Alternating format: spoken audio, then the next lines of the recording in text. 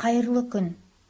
Блум таксономиясы білімді игерудегі бағытталған 6 қадамға салып жұмысымызды саралайық. Нені білдік?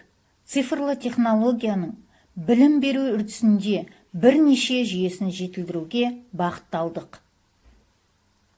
Нені түсіндік? Әріптестерімізбен үнемі байланыста болып, қашықтықтан оқыту кезінде әрбір пәнді күнделікті дайындықта болу керектігін, сонымен қатар тәжірибе алмасуымыздың қажеттілігін түсіндік. Нені қолдандық? Күнделікті балапан арнасы арқылы жүргізіліп отырған онлайн мектеп. Күнделікті сабаққа әзірлену барысында тек бір ғана платформада емес, бірнеше платформаларды қолдандық.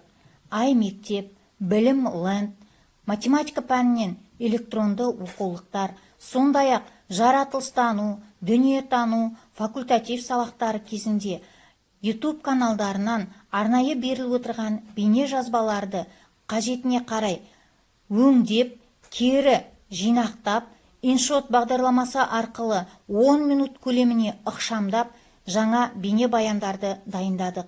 Сонымен қатар, бұл бейне сабақтарды әзірлеу барысында оқу мақсатындағы көзделіп отырған мақсатты басшылыққа алдық. Осылайша, әрбір күннің сабақтары 10 минут көлеміне жинақталынды. Нені талдаймыз? WhatsApp арқылы, бейне қоңыраулар арқылы оқушылармен сабақ үстінде байланыс жасалып талдаймыз. Нені жинақтаймыз?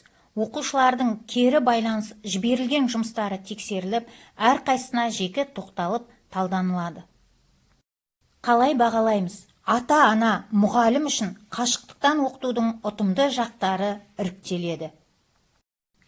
Үйренгеніңді желге ұшырмай іске асыр демекші, 3-ші сыныптың барлық мұғалімдері дерлік YouTube-тан өздерінің каналдарын ашып, сол каналға күнделікті әзірленіп отырған сабақтарын жүктеп отыр.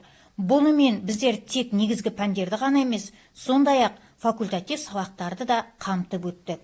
Әрбір жасалынған бейне сабақтардың барлығы тек өзімізде ғана емес, сондай-ақ облыс, республика көлеміндегі мұғалімдер алып, мүмкіндігінше қолдана алатындай қылып, әрбір мұғалім тәжірибесіменен бөлісуде.